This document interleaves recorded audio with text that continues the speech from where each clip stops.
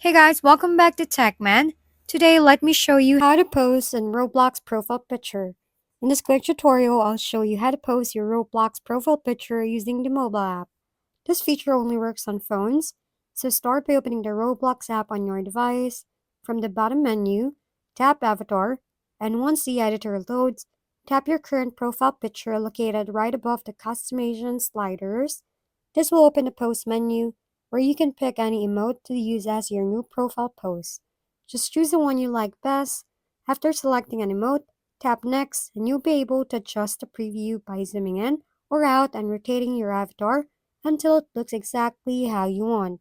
Once everything looks right, tap Next again, review the final preview, and hit Save.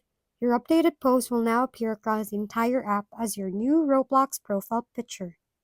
If we've been helpful, kindly give us a thumbs up and don't forget to hit the subscribe and bell button for more contents.